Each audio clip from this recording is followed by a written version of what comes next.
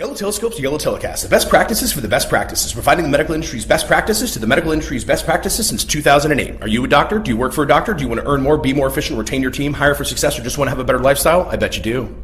What should you expect from the podcast? A lighthearted, casual, fun, hopefully funny, informative, impactful, well-founded look at the medical industry from a pair of passionate, competent, confident, experienced, talented, questionably good-looking, unquestionably good-looking industry leaders, men of the Renaissance, if you will, and even if you won't, who enjoy Scotch whiskey, world travel, music, single malt Scotch whiskey, fine dining, not fine dining, family, art, and Ryan Bourbon whiskeys while implementing intensive training and expert staffing, resulting in unparalleled growth. Listen to the podcast, and for more on how Yellow Telescope can help you grow, visit YellowTelescope.com for upcoming events, published articles, recorded speeches, past issues of our complimentary email newsletter, testimonials, and more. Hey, John. Ed Searing, I shake your hand. John Hoffenberg, we did it. Look at this. Fantastic. How long's it been? Hello, world.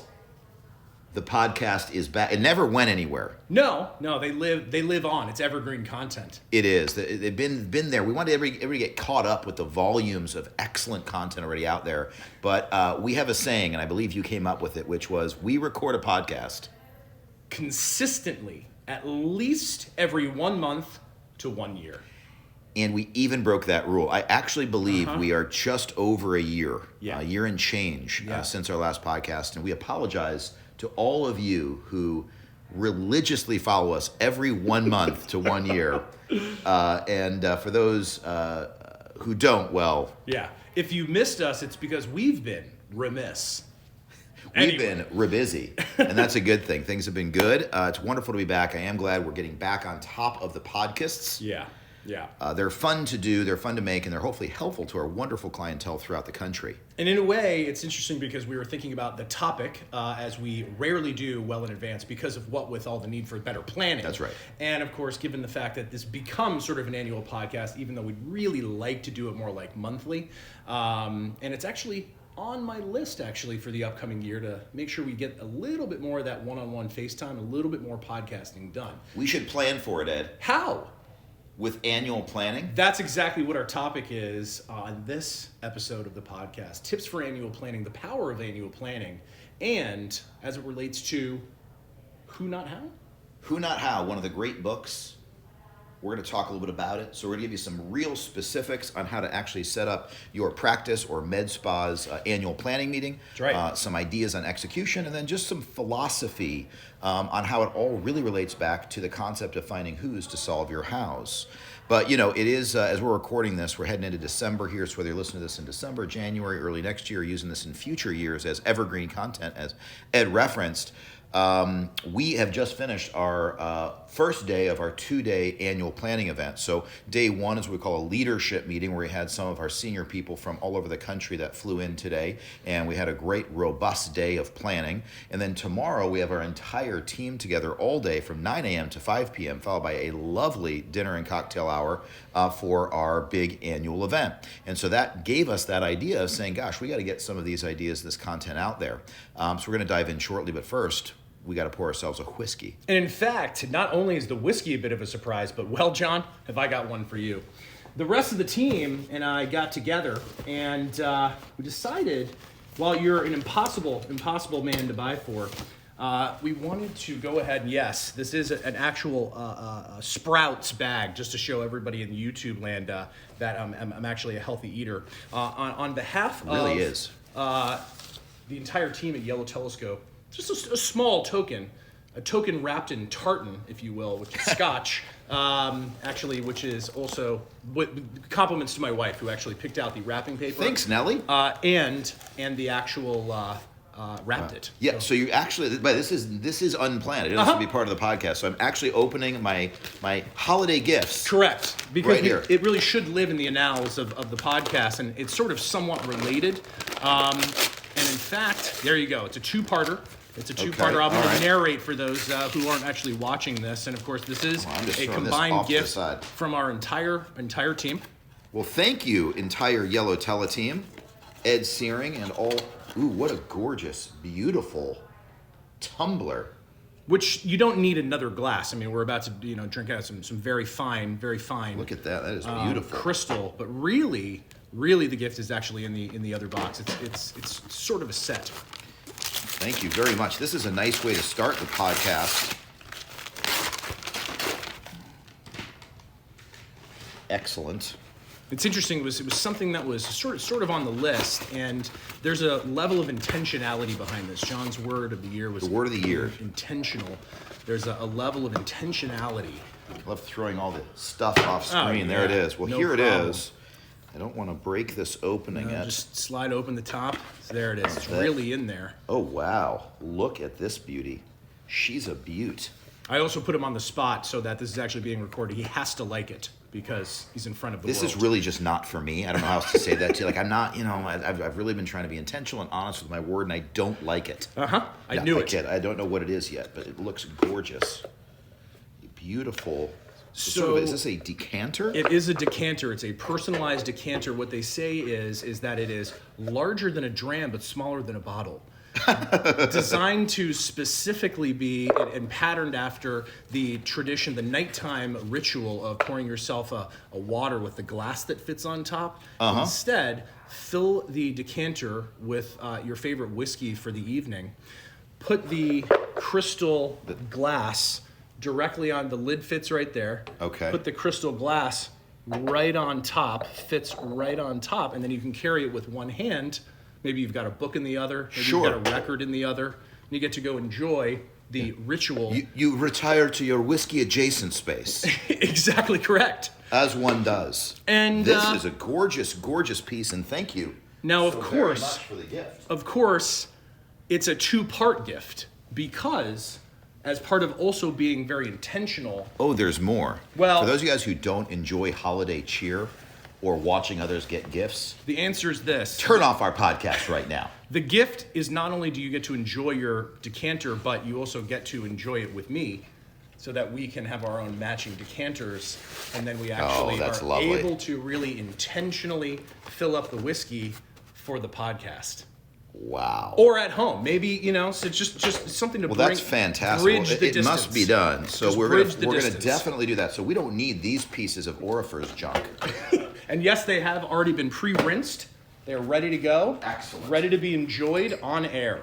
Well, as you open your gift, and thank you so much to my entire Yellow Tele team and Ed Searing and the beautiful gift wrapping of Nelly, I want to introduce our two whiskeys. And these are also part of the concept of annual planning. So one of the things we really believe in annual planning and in developing a company culture, and our company culture is synonymous not with drinking lots of whiskey, but being whiskey connoisseurs. Drinking too much whiskey is going to make you a very bad consultant. Yep. But on a beautiful winter night's evening, a wee dram is a beautiful thing to have with a friend. And so our culture, in every podcast, we of course introduce a new whiskey. And so one of the things that we believe in is the concept of ritual and creating a company culture.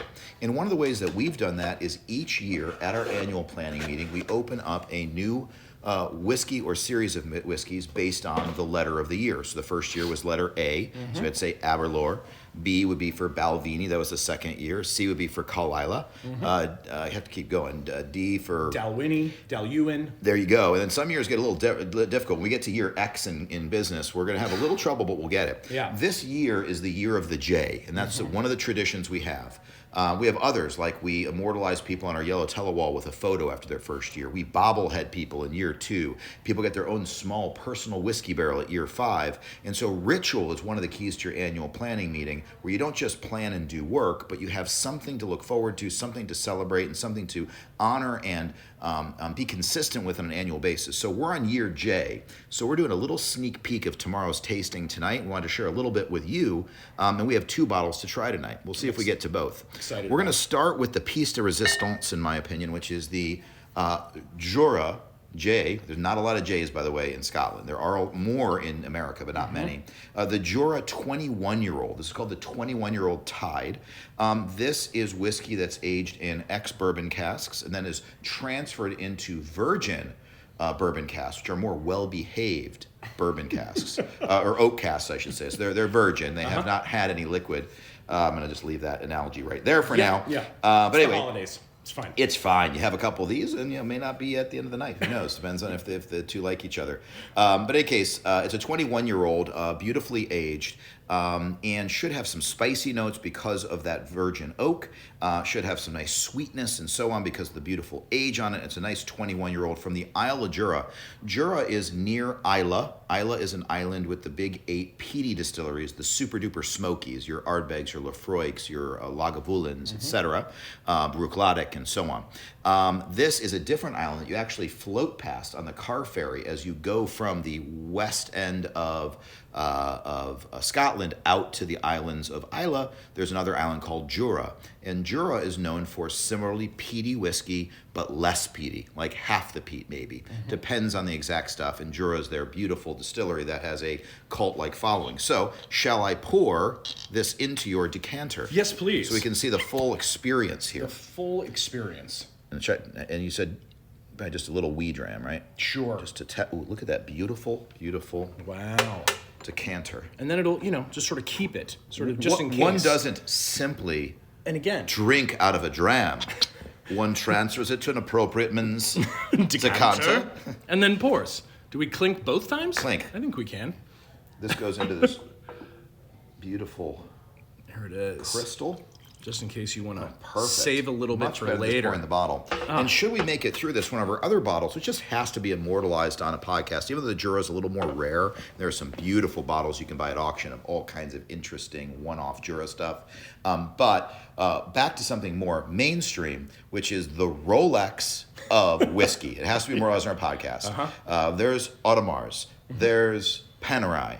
There's Patek Philippe. You've got your Vacheron Constantin. Yeah, very nice French. Well, it's Swiss French. It's from the French side. Absolutely. And so there's all these beautiful watch brands, but Rolex is both gorgeous and synonymous with excellence, but also extremely well known. It's everywhere. It's everywhere. And that is Johnny Walker. Johnny Walker is a blended whiskey, which is made of grain whiskey, mixed with single malts from all over the place, and aged generally up to 25 plus years. This is the blue label, because there's red label, black label, and then kind of tied, in my opinion, are the green and the gold label. And then at the highest level, you've got the expensive blue label. The big combination, or the couple of things that are similar between these two bottles is they both are very high age statement. Even though they don't publish it in the blue label, there's a lot of old whiskey in there, so you get that nice, beautiful smoothness and more rich flavors and some great sweetness. And also, both these have some peat in them. A lot of people pretend they like blue label, but if they really tried it, it's not for them because it does have some smoke. And I love it. So these are both beautiful, beautiful bottles. This is one of the more expensive ones you'll find. These are now up to over $300 a bottle, but I can usually find them for a couple hundred. Yep. Not sure it's worth all that, but I do love it very much. And for the snobs out there who only like single malts, I love a beautiful blended Johnny Black just as much as I love a beautiful blended Johnny Green, Gold, or Blue Label. The red is swill. Can't drink it. That's just me personally, but don't let me be too judgy. White label can't do it. But with that said, here's to another annual planning meeting. Slanjaba.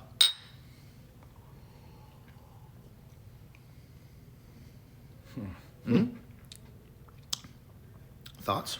You said nice? Yeah, very sweet and just right away. Smoke comes in. One of the flavors they said I should look for, which I don't know if I can taste yet, is white chocolate. I taste the spice at the end. Yeah, there's that vanilla sort of almost white chocolate on the front. A little bit of spice. A little bit of spice. Little spice. Little spice. Small bit of spice. I was going to say smoke and spice at the same time. And it's a very, very nice finish. Yeah. You got to like smoke. If you don't like the peat, I wouldn't get this bottle. Yeah. But if you do like it, but you don't want to have just something that just kills you, like a complete have to have it with a cigar kind of, unbelievable parts per million. Or literally while sitting within a campfire. That's right. Yeah. Yeah, it's really good. It's balanced, I'd say, for sure. So lovely stuff. Let's talk about planning. Thanks for sipping with us. And yes. Did I mention my cold front here? Oh, my gosh. Freezing. How cold was it? Well, it was down to about 74 today. Celsius? Yeah, it's almost December, so it's good. It's actually so cold that and I don't have a joke for this one, I usually do, but I actually made my very first turkey soup with my leftover Thanksgiving. And this is just one of those words, like the word moist, people just don't like it. Soup. I made it with soup, but also the word carcass. Yeah. Made out of the whole carcass. Yeah, just you cover it with water. You I like put to the go with veggies almost in there. like a vulture reference that I just call it the turkey carry-on. Yeah. on the side That's of the right. road. That's right. So just basically, I got roadkill. So I made a turkey out of our 20-pound turkey carcass. I made like 12 quarts of turkey soup. So if any of you guys are looking, just shoot me an email at john@YellowTelescope.com. We'll get you hooked up with your own personal bowl of John's turkey soup. Gotta tell you, one of the actual little known facts about John Hoffenberg, killer French onion soup. Fact, actual true. The man can cook. He can. Yeah.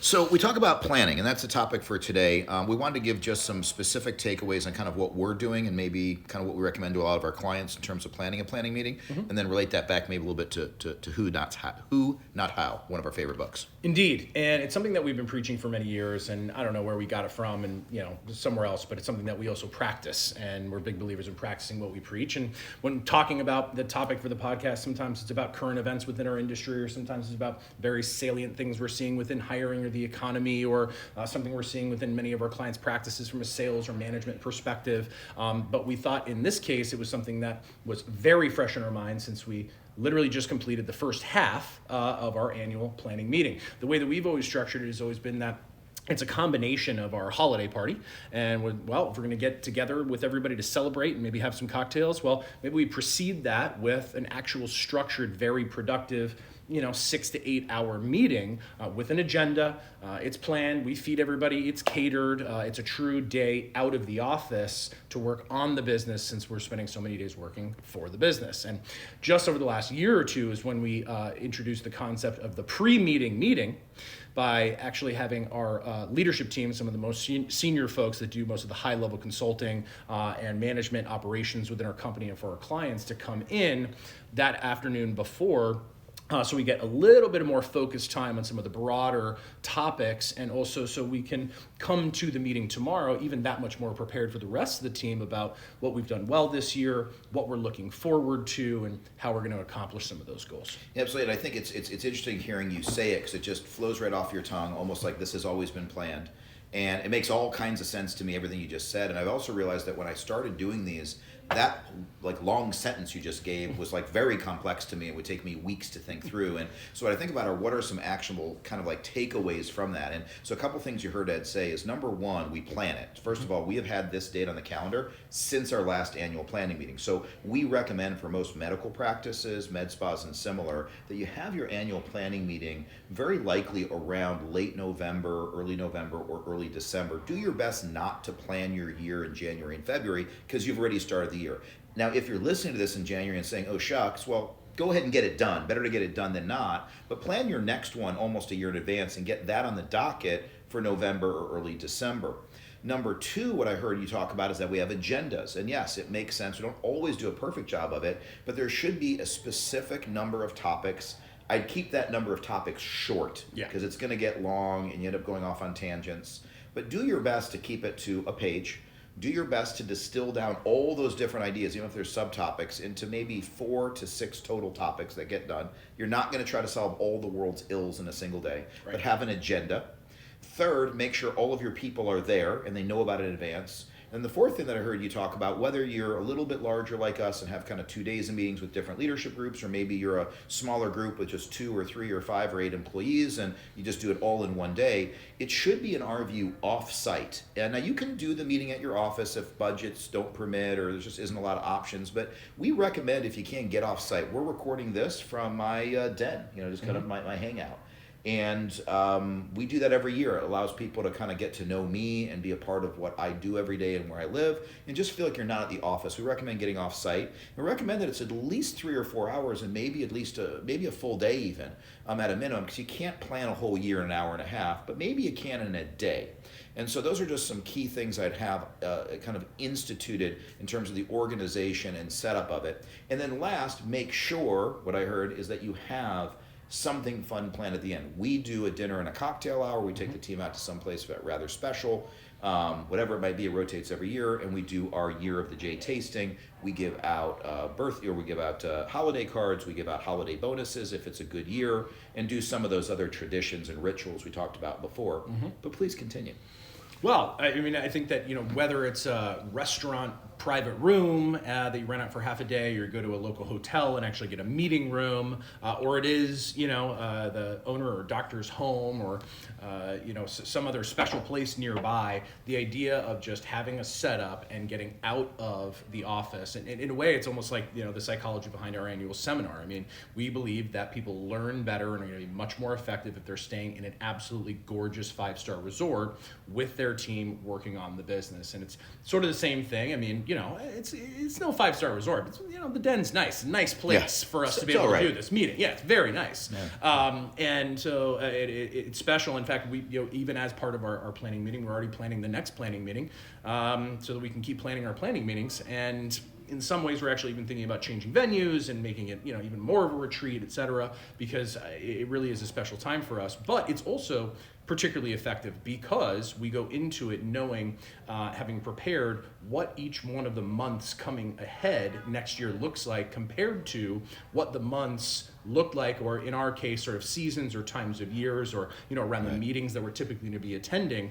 And so looking ahead at the calendar, and that sort of informs the agenda in a lot of ways. Yeah, and that's really where it begins, right? So although we have kind of this culture building, which to me is the greatest takeaway, the reason I'm running an annual planning meeting tomorrow mostly is for my team to be together and for them to bond and for us to remind each other, and because we are fairly remote, that we're all people and that we get along great, and that retention is something that comes with it. But we also want to get some damn work done. And yeah, it really starts with planning. And so what we have as a plan is very different. We're planning out ASAPs and AFPRS and askers and pick the meeting and the YellowTelescope seminar. But in that practice setting, what you're really looking at is doing that comparison. The number one thing you want to do, in my view, is purchase a very large calendar, the ones they sell at Office Depot, if that's still around. I don't go to those places. You can get them on Amazon too. Yeah, on Amazon. Not heard of that. Is that a newer company? Small? Yeah, I'll hook you up. Yeah. Do they have nothing from B to X? Yes. So in any case, you've got one of those big planning calendars, and we really recommend that you get in front of it with a big Sharpie and some pencils and some different color highlighters, and you really start planning the year. And so as Ed alluded to, you're really looking at how you did each month the year prior. And most years, you're going to have a couple of real bright spots. Like, wow, man, April and May were amazing, and September was really pretty good too, even though it's traditionally a little slower. Man, but this last year, we, S'd the B. We shooted the sleeping place, so to speak. Yeah. In July, and October was terrible. And so what you start to identify is which months were good and which months were bad, and you what we call reduce to the ridiculous. So you want to get down to the granular level of day by day. So for example, if last year there were a few months that were bad, now you can look ahead in the future and say, okay, well, why was it bad? Well, that year was bad because the doctor was out of town for 3 weeks on vacation. Well, that's not really a bad month. It's just a month where the doctor was out, and maybe they had something special going on. Their daughter was graduating college. Fantastic. Well, this year we know that's going to be a make a killing month, right? Mm-hmm. We have make a living months and make a killing months. So next year, if that's October, we can anticipate a huge growth month, even if we don't do anything right, just by having the doctor physically there if the doctor isn't going on vacation. Then there might be another month where we had a really tremendously good month because we had a huge event to announce the brand new arrival of our Morpheus 8. But next year, we're not going to have a new Morpheus 8. It's going to be a 1-year-old Morpheus 8. And although we'll get some sales from it, we're not having a big event. Or even if we did an event, it wouldn't be quite as special. And so maybe anticipating the numbers to be an extra $100,000 aren't realistic. And so you can start creating what we call make a living and make a killing months. Mm-hmm. From there, we can reduce it down from, kind of like which months are good into kind of the weeks. You can look at your provider schedules. Have we put in all the vacation times that everyone already knows they're going to have? Maybe you don't know everything, but you should. You should plan your vacation now. Yeah. But if you know for sure there's a graduation, you know for sure there's a wedding, you know for sure you want to take 2 weeks off for the summer, you know for sure you're going to be gone the week of Christmas, but not the week after Christmas. Make sure that all of that's blocked out so you can look realistically at how many surgery days you have per month this year, or how many med spa days each provider has per month this year versus how many they did last year. And you can really start setting reasonable goals that are actionable instead of, I think we should grow by, I don't know, what do you think, Ed? 25%. Okay. And really that means nothing because maybe 1 month, like I said, 25% would be abject failure. The doctor was gone 3 weeks. I mean, we should triple. Yeah. Maybe quadruple, maybe quintuple. But then maybe the other month we feel like we're failing and really we had no chance because we're not having that same big event, and breaking even would be a miracle. Yeah. So the reason those goals matter is when you pick a random percentage, nobody buys in. Right. there's nothing there. There's no there.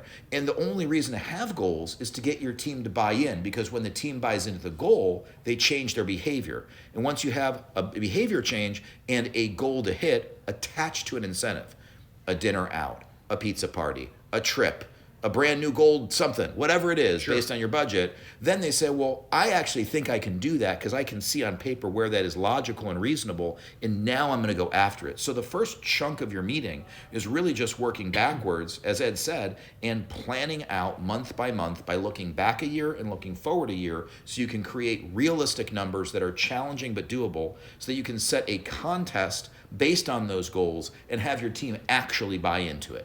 Now, of course, ideally, those goals are also tiered. So you actually have 3 levels. One is the must do. Like, the building's going to burn down. We're going to have another recession on top of another pandemic. Regardless, we must do blank because we went through that stuff, so we at least got to match that. Then, of course, you've got your should do, which is, well, let's say assume those things don't happen and, a little bit goes our way and our team stays healthy and we're okay, etc. It's still a challenge to hit the number. It's not easy. Right, but we should be able to do blank. And then, gosh, if things really go our way and we really bust it and we actually put in that extra effort and we put in, 110%, we work smarter, not harder, we actually invest in our team, we get better marketing, we get better training, etc., then we really could do blank. That team is on fire. That's exactly right. And that's when you actually have the ability to look at these goals once you have those tiers and say, well, gosh, we hit the must do. That's great. So you've got something to celebrate.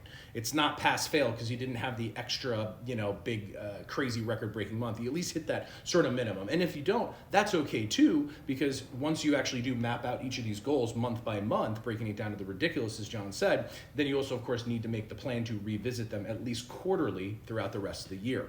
And then finally, once you've got these goals in place, now you can actually break it down even to the further ridiculous and not only just look at the provider days, and yes, all you providers should plan your vacation time now. I'm working with a few clients right now. They're like, well, just waiting to see if the captain is going to be available for that particular day in February. I'm like, the doctor's going sailing. We're not sure about that one day. We should go ahead and block it out right now. It's like 8 weeks away. Let's go ahead and block it out, because reduce the pressure and enable your team to actually fill the dates, because there's certainty around those dates. Now, of course, if they're further out, there's an understanding that maybe you might have to change something, etc., but at least give your team a good shot of what you're deciding with your family of when you're going to take the time off, etc. Once you have that, all of your providers have that, then you can look at the number of patients or number of cases that you can do on each one of those days and what the potential average value might be of those cases or those treatments or those patients.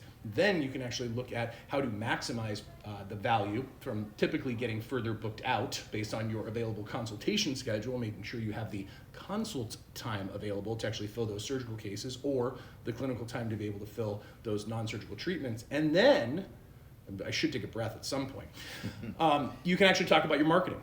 Is once you've actually been tracking your metrics, and also if you aren't, make it a line item for your annual planning agenda to make sure you are actually tracking your marketing and tracking the conversion of lead to consultation to procedure. And once you have those metrics in place, then you'll be able to know what you'll need to do to generate from a marketing perspective. And then once you have all those variables together, all of a sudden the goals feel much more concrete and your entire team feels a lot closer to limo night. And so it is. Again, all that made total sense to me. I'm totally with you. We're on it. What's really interesting, I always think about with planning too, is that because most people by nature aren't superb planners, everyone isn't just born. Me? Born. No, I'm the worst. Excuse me. Yeah, not everyone's a born planner. I'm good, but not great. Some people are great. Some people are not good at all. You start to look at what we just outlined, and it can become overwhelming, where you say, well, that all sounds good, but at some point there, John lost me, or some point there, Ed kind of lost me a little bit into the weeds. That's okay. What I always think about with everything you're doing for your business is that you have a baseline. You're where you're at right now. Whatever you're doing, that's where you're at. Any improvement over that is an additional gain. So even if you only did just the first part of what we discussed, you just set a meeting, have a meeting, and during that meeting, look a little bit back at last year and look for opportunities, look a little bit ahead at the next months, plan your vacations a little bit better, block off schedule a little better, ask your team to come prepared with some of their dates. If you did nothing more, that's going to be a great step forward for your business. Now, if you can do everything that Ed did when we really got down to the daily habit, the individual moments, the hour by hour stuff, then you're going to take a quantum leap. But it's not about getting everything out of a short podcast. This is exactly $0 for you to listen to. We have a whole consulting company that charges money to fix these things. So there's a difference between this and that. And same thing with me. I don't hire every consulting company that I read about, but I read a lot of books, and I don't get everything out of the book, but I take pieces of it and we improve. In fact, we're going to be finishing a little bit on this momentarily with the idea of a great book called Who Not How, which is from the Strategic Coach guys. Mm-hmm. I read a lot of their books. Ed is an actual full-fledged member, pays the big bucks, goes to it quarterly. Mm-hmm. And so he gets more out of it. But at least if I'm making positive steps forward, it's the gap in the gain, as they'd say. Mm-hmm. And I'm looking at what I can do well versus worrying about what I might be missing. And so that's just one chunk of that annual planning meeting. And before we jump into Who Not How, it is worth noting that not everything about what we just discussed may be up your alley. You may be a business owner that's poor at planning. You may be a manager of PCC listening that says, it's not even my job. Well, you can delegate that and find who's for your house. But there's so many other little topics you could add into that. It makes sense to probably have a topic on marketing, but don't set budgets, because budgets are bad. Think about profit centers versus cost centers. Look at our prior podcasts on this topic. You can do this and this and this. It's not this or this. It's this and this and this if they're all making money, but it's none of those three if none of them are. But think about your marketing game plan. Do you have real data that you're coming with, and is it deep enough to matter? I can't tell you.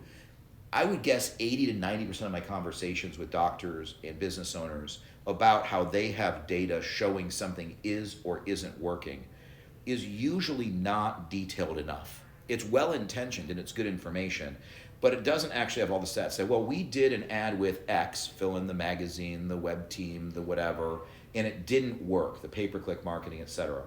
And they say, so we turned it off. And I said, well, what percentage of those calls were answered? They're like, well, I don't know.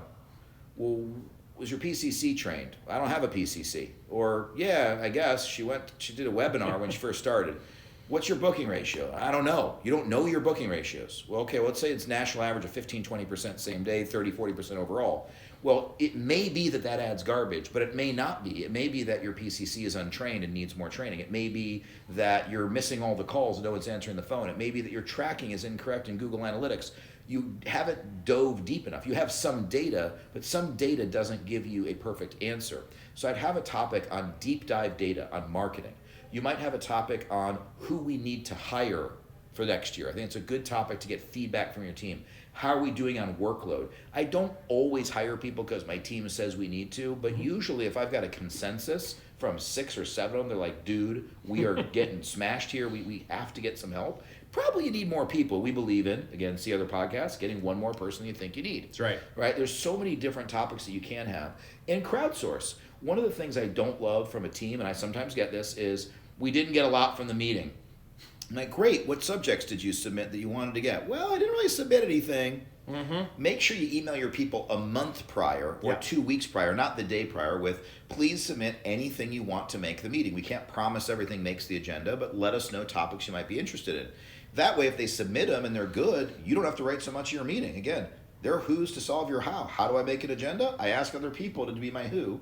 But we also can make sure if someone is silent, I hate to say it, but I'm like, I asked you 3 times, Susie. Mm-hmm. You didn't submit anything. I'm sorry you didn't love the meeting, but we're doing our best here. We're human. Yeah. And at least that person say, well, that's fair. I didn't really submit anything, so next year I'll get motivated. So think about topics that way. We don't want to write your whole agenda, but just getting your people together, just making an effort, just leveling up from where we were before. Now, we can give you a 6-hour talk on this. We probably do an extra half hour at our YT seminar, probably spend hours with a long-term client on this topic on really creating it. So the goal is not to leave this podcast with an absolute full agenda for your next annual planning meeting, because again, it's free $99, but hopefully it gets your juices flowing and gets you guys to get together and really build your team with some holiday cheer and some really, really good plans for the future.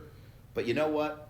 You and I aren't the best at planning all the time. So no. I'm wondering, who do you know that could help me figure out how? Oh gosh, to plan an annual planning meeting. What a concept, John! And I'm going to pour this second little wee dram here. We'll try this here. Try the Johnny Blue.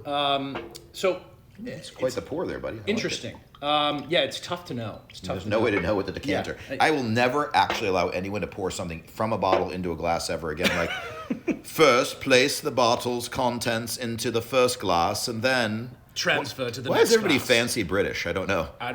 For those of you guys in YouTube land, how about Ed's stash? It is something. He looks like he drinks a fine whiskey. I hope so. It's a mustachio. The amount of work that this requires. Oh, yeah. It's becoming annoying. It's gorgeous. It's I think wonderful. it's apparently worth it. Cheers to that. Cheers to Johnny Blue. Always a classic. So, I got to take a sip first here. Who do you know that will sip this whiskey? Me. Actually, a bit peatier, little smokier than the Jura. It's like peatier but less smoky or something. I don't know how to describe that. Yeah. I taste the peat So it's moss, like grassy. but it's not as exactly. It's more earthy and maybe a little bit less campfirey. And the Jura is less campfirey than certainly an Ardbeg, but I mean, I just call it yum. it's always good. It's always it's perfectly balanced. And with these blended whiskeys, you get, even though sometimes people knock the blendeds, this is, again, a very fine one. It's just, they're so consistent and they're so smooth. And they're also lower alcohol content, which is still a lot at 40%, but most of these other ones go way, way up. Remind me about the time I accidentally made Jonna a vodka soda with a bunch of berry juice that she described as strong, and later realized I'd accidentally put in from it was a dark bottle I was pouring it out of. It turned out to be like 60% bourbon. Oh. Yeah, it's an interesting story. It's my wife, and she was really funny for the next 2 hours. Really funny, really funny. So one's clear, one's not. Indeed. So, as it relates to Who Not How, it's actually not just over a year ago now that you'd recommended that we read this as a team. And I was actually... May I interrupt you one more time? Yeah. Quick shout out to the lovely, wonderful Nima Shimrani, who actually recommended that book to me. Thank you. And he is actually one of my book who's. I actually said that to him. I said, you're one of my people when I'm thinking about how to figure out the next book to read. You're who I ask. And he's very, very good. So lovely guy. Greetings, Beverly Hills. Indeed. Thank you. Thank you, Dr. Shimrani. It was about a year ago, and John read this, and it suggested that we actually read it as a team. And I was sort of surprised for a couple of reasons. Number one, John Hoffenberg, I've always thought of as one of the most productive, insanely effective humans. Indeed, sort of the king of how. How are we going to get this done? We're going to get this done. I'm going to get this done because you're extremely effective. I like to get things done. Yeah, and get a lot of it done, and it gets done, and rapidly at a very high level. And so all of a sudden, the idea of having someone else do literally anything, just even the mere suggestion of it, felt novel to me, but yet exciting. So I dove into the book, and of course, that's kind of what led me down the path of Strategic Coach, and which has been around for a long time, and I'd sort of heard about and had been exposed to, and a lot of the content since resonated with me. And we actually had a special guest from Strategic Coach at our annual training seminar on our super duper YT VIP course for those that come back for their 3rd, 4th, 5th, 7th, 8th year, come to our most advanced sessions. And it was really, really well received by the entire, I think it was about 75, 80 people in that breakout session. Yeah, just the people who've been there, 3+ years now. Some, I think, breaking 10 years now. Yeah, and so it's wild stuff, and in some ways it's not necessarily the most advanced topics, but I think what they do a particularly good job of is putting a name with a lot of things and really distilling down and creating a language, almost formalizing exactly what you sort of think about or have done in a lot of times.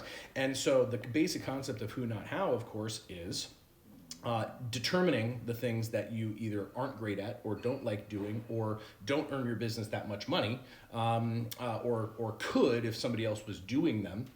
And it's not delegating. That's also the thing, is that it's not actually about delegating, because delegating is just getting it off your plate, getting somebody else to do it. But it's very intentional about deciding what actually needs to be done and actually finding somebody who would not only be better at it, but would actually be much more rewarded by doing it, where they're not even annoyed, but they're enjoying the things that you actually don't like doing. And so for us, it's much more about the planning. It's such a foreign feeling too, because I dislike doing accounting tasks like Excel so much.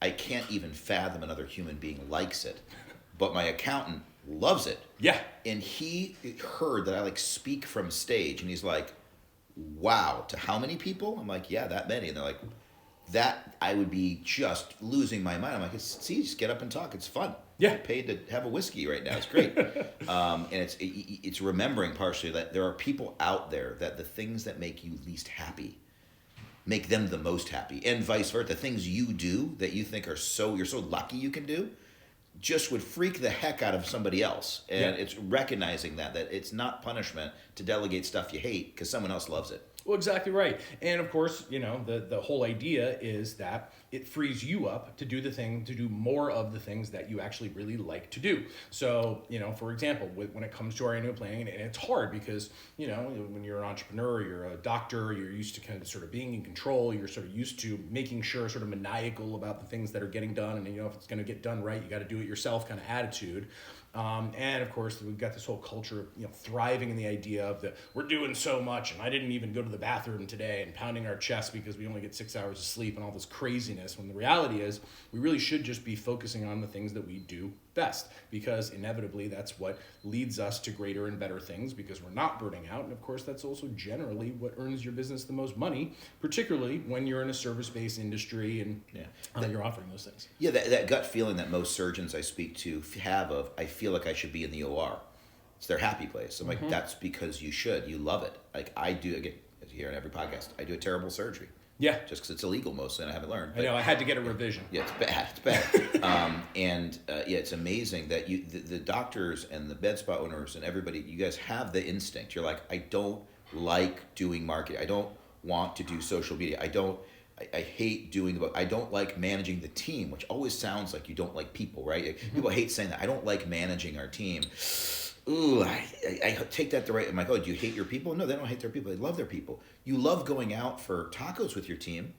You love going for a round of golf with your buddies. You love doing all those fun things. You don't like the task of managing because it's not your unique ability, right? And it's not where your time is best spent. And so that's why you feel so good when you're doing the things that are so core to you. And it's really about finding those individuals who can solve it. So for this weekend, this is a true story about my turkey soup. I don't know if you guys heard. Totally crushed it. Totally crushed it. Delicious. My wife, literally, this happened in our kitchen right down there 4 days ago. She looks at me and I'm like cooking. And I was doing Thanksgiving. We had gone to a beautiful Caribbean island with my family the week before. I came back for Thanksgiving so I could cook and have everybody over. I'd be back for Thanksgiving weekend here in Paradise in Florida, in Little Miami here. And she looks at me and she goes, "Are you enjoying this?" Like not an accusatory, just like straight. You could just tell what she said. She's like, "You cannot be happy right now." I'm like chopping some carrots for the soup, and I'm making turkey, and I got 6 dishes, and I could see her just watching me do it is like her stress. She's like, and she's over there. She likes making this beautiful Thanksgiving table with all the decor and the things, and making it all Thanksgiving-y and whatever, and there's candles and whatever. It's beautiful, and I'm like. I thought about it for a second, like, you know what? I kind of love it. Like, I don't get me wrong, I love being on a yacht and being served grapes, and whatever, just like anybody else. But I'm like, I like the feeling of how people feel when I make them a great meal. Yeah. I like that it gets my mind off of work and other things. I tend to have a racy mind. I'm always doing stuff, as you'd say. Sure. And I just am focused on making 6 dishes. And I get a lot of joy from it. And I'm like, do you like making the table? And she's like, kind of do. Kind of gets a kick out of it. And that's why we are still married. Well, lots of reasons. That's certainly one of them. Sure, absolutely. Well, I think, finding these relationships, whether it's at home or with your partner or whether it's at the office with your team, are so important, because what makes for a successful relationship or marriage or business is having those complementary relationships. He or she who invented yinning someone's yang. Indeed. Probably went to Strategic Coach hundreds of years ago. They've been around for a while. Yeah. But, or maybe that's what Strategic Coach stole. And I think in a way, we wanted to mention it just sort of as one of the other things that we're thinking about, and sort of maybe the YT Book Club. Again, thanks Dr. Shimrani for the nod there. But mostly as you head into your annual planning meeting, or whenever you're listening to this, thinking more intentionally about what you're doing, what the rest of your team's doing, what they should be doing, and who are the people that you actually have on the team that might actually be needing to do some of the things that you shouldn't be doing. Yeah, I think a good parting shot on it is a lot of times annual planning meetings don't happen because no one plans them. And the reason no one plans them is everybody assumes either the owner or the manager is the one who should do it. And maybe on paper that's partially true, right? I mean, it kind of makes sense that if someone senior would kind of set it up. But if you're not good at selecting a date, if you can admit that you're not great at putting an agenda together, if you're like me, I'm not good at printers. I just literally just don't print stuff. I don't even know what to do about that. I don't even know where the Kinko's is. Is Kinko's still open? Is that a thing? I don't know. FedEx. There's I don't know what anything is. I'm dumb at the stuff I'm dumb at. And, so if you can just admit that, you can get your annual planning meeting going right now by simply saying, what can I do and what am I good at? And then also, what's going to hold this back from getting done the next 60 days? Even if it's the middle of March when you're listening to this, you're going to do an annual planning meeting in May, so be it. What's going to hold me back? And if the answer is, I just need someone to actually pick a date, send an email right now while you're listening to this to your assistant, your manager, your front desk person, your MA, your scrub tech. Please set a meeting by Friday. I will give you $10 extra in bonus money or $100 if you'll pick a date for an annual planning meeting. And if you're bad at agendas, say, I'm going to have you guys crowdsource the agenda.